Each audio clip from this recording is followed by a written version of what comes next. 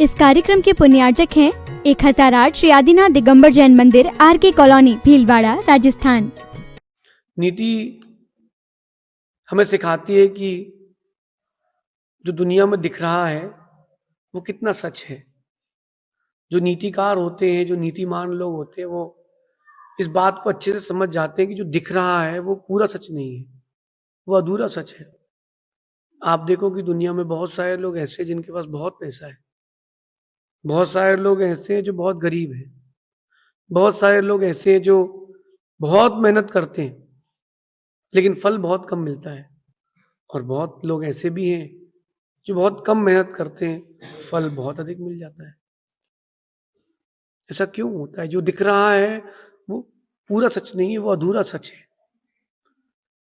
कहते हैं कि जो आपके सामने है वो बहुत कम है, जो आपको दिख रहा है वो बहुत कम है, जो आप देख नहीं पा रहे हो लेकिन है वो बहुत ज्यादा है। इस दुनिया में बहुत सारे लोग परेशान से मिलते हैं, उनकी परेशानी का कारण वो ही है।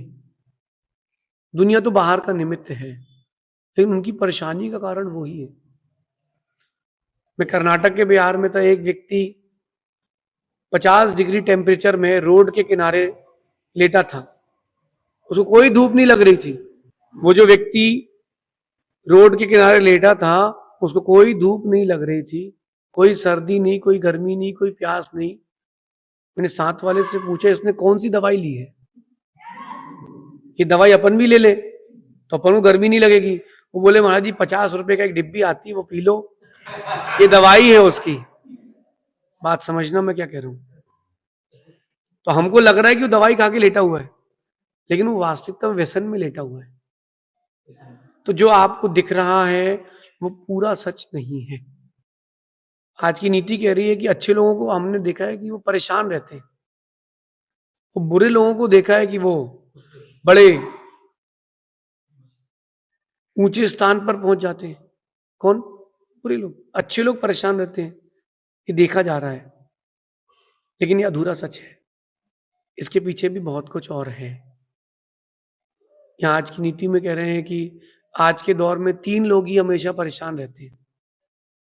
एक तो ईमानदार, दूसरे मददगार और तीसरे दिल के साफ। ये जो 3 लोग हैं परेशान दिखते हैं, लेकिन इसके विपरीत अगर आते हैं अपन लोग, जो लोग ईर्ष्या करते हैं, चापलूसी करते हैं, लोगों से द्वेष रखते हैं, लोगों को ठगते हैं, धोखा देते हैं, ऐसे लोग इतने समझदार, इतने चालाक होते हैं, ये कहीं ना कहीं अपनी जगह बना ही लेते हैं। तो दुनिया को क्या लगता है कि ये जो ईमानदारी है, मददगारी है, या दिल का साफ रहना है, ये गलत है, इसको छोड़ दो। ऐसा नहीं है। यद्यपि ये 3 लोग परेशान रहते हैं, ये मैं मानता हूं, लेकिन आने वाला जो कल है, भविष्य है, ये इन्हीं तीनों का है। आने वाला कल तो इन्हीं का है। महाभारत के बारे में सभी ने सुना है। जैन महाभारत की बात करें तो 14 राजाओं ने मिलकर के एक अकेले अभिमन्यु बालक को मारा था। 14 बड़े राजाओं ने मिलकर के, तब कर्ण ने बोला था कि ये युद्ध नहीं है, ये युद्ध नहीं है, ये कूटनीति है, चालाकी है, षड्यंत्र है, मैं ऐसे युद्ध के विरुद्ध हूं। कर्ण ने कहा था। दुर्योधन ने कहा था नहीं लड़ो, कुछ नहीं होता। लेकिन कर्ण ने साथ दिया गलत लोगों का। कर्ण ने साथ किसका दिया? गलत लोगों का। तो उसके साथ अच्छा नहीं हुआ। जो ईमानदार था, जो सबकी मदद करता था, जो दिल का साफ था, उसको ही मार दिया गया। जब कृष्ण की बारी आई युद्ध की भूमि में, चूंकि कृष्ण अगर सारथी ना होते तो अर्जुन जीत नहीं पाता। कृष्ण ने कहा अर्जुन से कि ऐसा बाण चलाओ कि इस पूरी युद्ध की भूमि में कीचड़ हो जाए, ऐसा बाण चलाओ कि पानी पानी हो जाए। तो कृष्ण ने चढ़ा दिया, अर्जुन ने चढ़ाया बाण और छोड़ दिया, पूरी भूमि कीचड़ कीचड़ हो गई। केवल जितने हिस्से पर अर्जुन का रथ था वहां पानी नहीं था। अब जितने लोगों के रथ थे वो धंसने लगे। कर्ण का रथ भी धंस गया। अर्जुन ने बाण छोड़ना बंद कर दिए। क्यों? युद्ध ईमानदारी से लड़ा जाता है। और कर्ण उतरा युद्ध का चक्का निकालने के लिए। कृष्ण कहते हैं मार तीर, पार्थ तीर छोड़ो, अर्जुन कहते युद्ध के विरुद्ध है, बोले नहीं जो मैं कह रहा हूं वो करो। अर्जुन ने तीर छोड़ा और कर्ण कहता है ये युद्ध के विरुद्ध है, मैं निशस्त्र हूं, तुम निहत्थे को ऐसा नहीं मार सकते, ये नीति के विरुद्ध है। अब कृष्ण कहते हैं जब द्रौपदी का चीर हरण हो रहा था तब तो तुमने नहीं कहा, जब अभिमन्यु को मारा गया तब तो तुमने नहीं कहा, तुमने किया है तो तुमको भोगना पड़ेगा। तो कर्ण कहता है कि मैंने किया नहीं था। फिर उससे कहते हैं कृष्ण तुमने किया नहीं था, लेकिन जिसने किया था तुम उसके साथ थे, तुम उसके, अगर तुम ईमानदार, मददगार और दिल के साफ हो तो तुम्हारा आने वाला भविष्य बहुत साफ है, और अगर आप ऐसे नहीं हो आने वाला भविष्य आपका अंधकारमय है। अगर आप ईर्ष्यालु, द्वेष रखने वाले, छोटी बुद्धि वाले, धोखा देने वाले, ठगी करने वाले, चापलूस लोगों के साथ हो, ध्यान रखना आपका भविष्य अच्छा नहीं होगा। कहते हैं कि चम्मच जहां रहे वो उस बर्तन को खाली कर देती है, ऐसी चापलूस जो लोग जहां रहे वो अच्छाइयों को खाली कर देते हैं। तो ऐसे लोगों से दूर रहें, ऐसे लोगों से दूरी बना के रखें। अब करना क्या है, आप ईमानदार जरूर बने रहें, मददगार जरूर बने रहें, दिल के साफ जरूर बने रहें। ये कभी मत सोचना, ये कभी मत सोचना कि दुनिया तो चापलूसों को पूछती है, कोई बात नहीं, दुनिया पूछती है, कर्म नहीं पूछता। जो लोग गलत होते हैं ना, धीरज रखना, उनके साथ कभी सही नहीं होगा। जो लोग झूठे हैं, दुनिया को दिखा रहे हैं, बोलते कुछ है करते कुछ है, ऐसे झूठे लोगों के साथ कभी अच्छा नहीं होगा। समय लगेगा, थोड़ा सा वेट एंड वॉच वाली कंडीशन रहेगी, लेकिन आने वाला समय बताएगा। आप तो ईमानदार बने, मददगार बने। बहुत सारे लोग दुनिया में ऐसे हैं जिनके पास शायद पैसा बहुत कम है, लेकिन वो लोगों की मदद करने में अपना सर्वस्व दे देते हैं। मैंने एक जगह एक बहुत सुंदर दृश्य देखा, एक बच्चा और उसके पिता दोनों परस्पर में थोड़ा सा उनकी बनती नहीं थी। पिता हमेशा माँ से कहते हैं कि तुम्हारा बेटा धर्मात्मा नहीं है, माँ हमेशा कहती थी कि मेरा बेटा धर्मात्मा है। सुनना आप, माँ ने एक दिन कहा कि नहीं मेरा बेटा धर्मात्मा है, पिता ने कहा परीक्षा कर लो आप। माँ ने कहा कल बताइए आप लोग कल क्या खाएंगे। दोनों से पूछा, पिता से पूछा, पिता ने लंबी चौड़ी लिस्ट दे दी। बेटे से पूछा, बेटे ने कहा आप जो बनाओगी मैं खा लूंगा। अब भोजन के बैठने की बारी आई, पिताजी जो थे उन्होंने मंदिर गए तो 4 पूजाएं अधिक करी। जब वो मंदिर से घर लौटे तो माँ ने बढ़िया उनके सामने थाली रखी, उसमें दलिया था बिना नमक का, मूंग की दाल थी, कच्ची लौकी, कच्ची रोटी थी।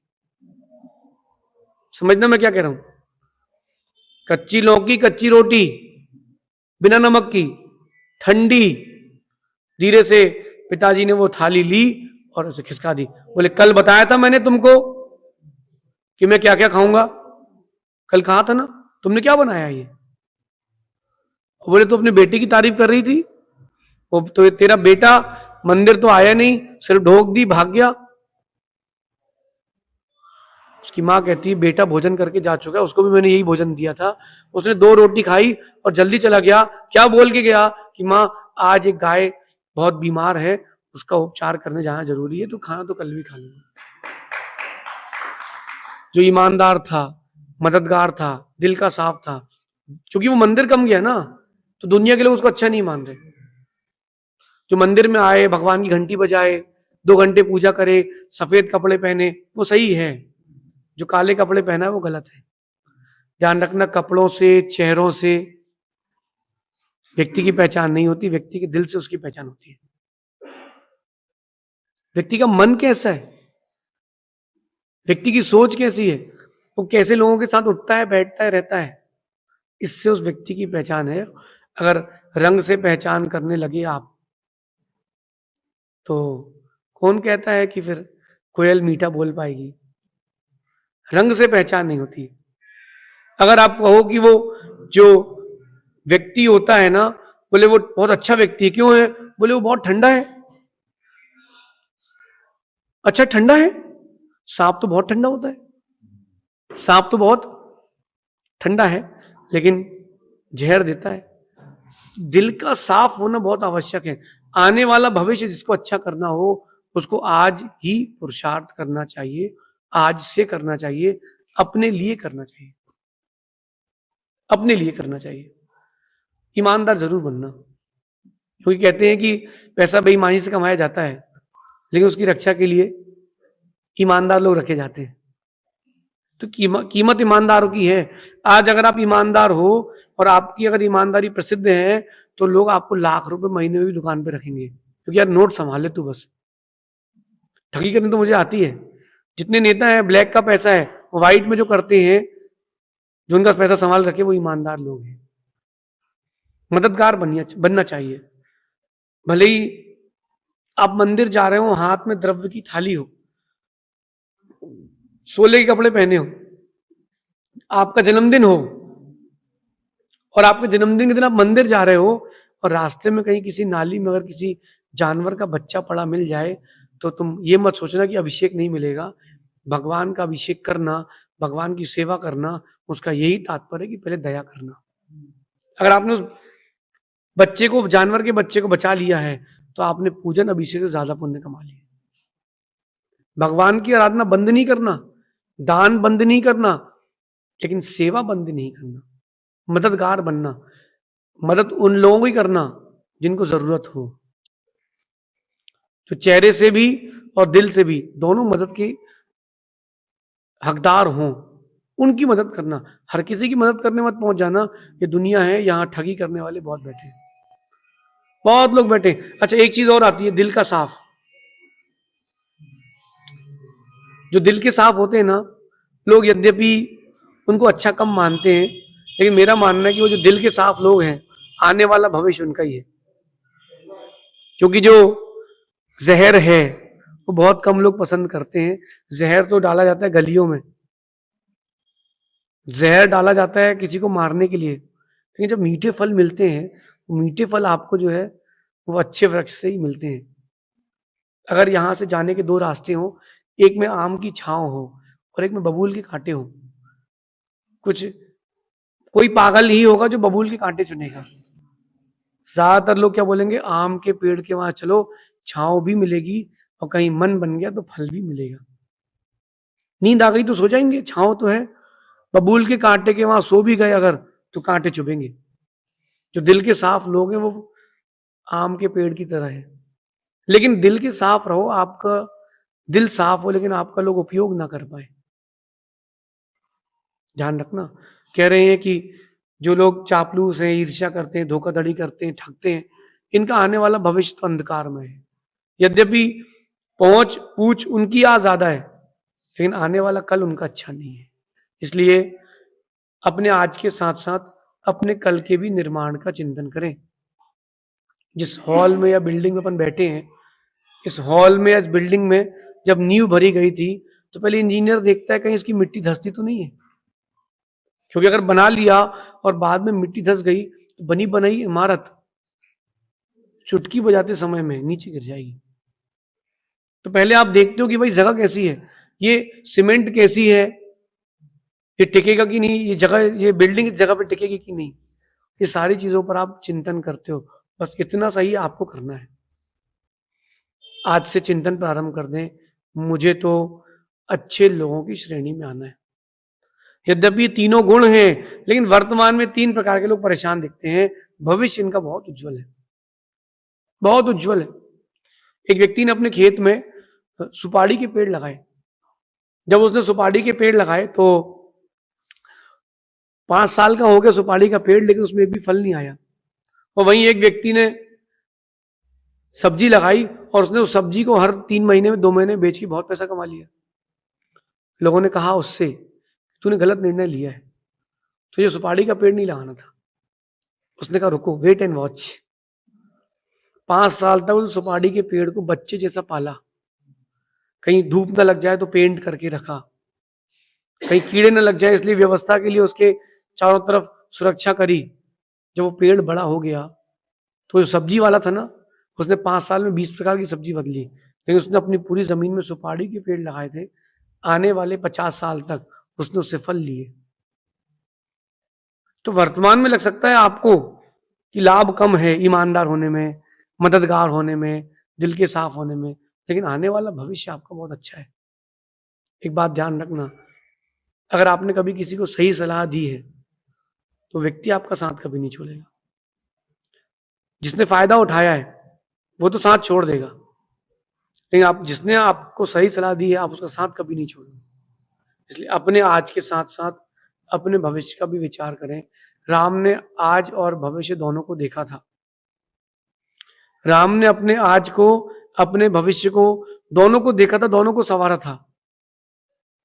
रावण ने केवल आज को ही देखा था, उसको तो सीता दिख रही थी, मंदोदरी दिख रही थी, लेकिन राम को अयोध्या का राज भी दिख रहा था कि मैं दशरथ का पुत्र हूं। अगर आप किसी को बुरी नजर से देखते हैं, ईर्ष्या करते हैं, ठगते हैं, मेरा मानना है आपका आने वाला कल अच्छा नहीं होगा। आपका आने वाला कल बिल्कुल अच्छा नहीं होगा।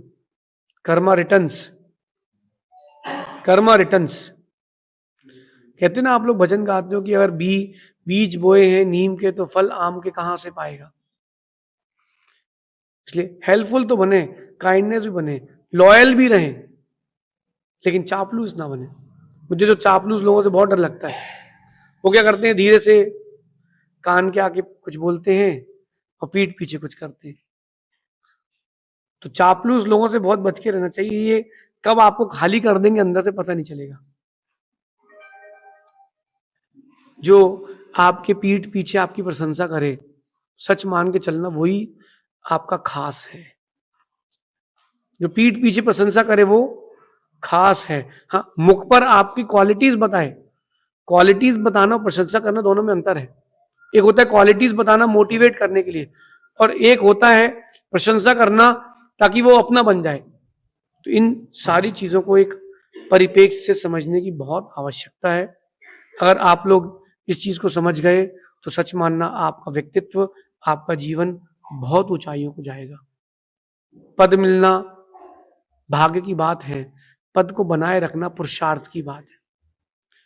पैसा मिलना, विभूति मिलना, वैभव मिलना, ये भाग्य की बात है, लेकिन उसको बचा के रखना पुरुषार्थ की बात है। ईमानदार होना, मददगार होना, दिल के साफ होना, ये आपके पुरुषार्थ की बात है। अपना पुरुषार्थ कहाँ लेके जाना चाहते हैं, इस पर आपको विचार करना है। एक चूहा होता है, वो घर गड्ढा खोद करके रहता है।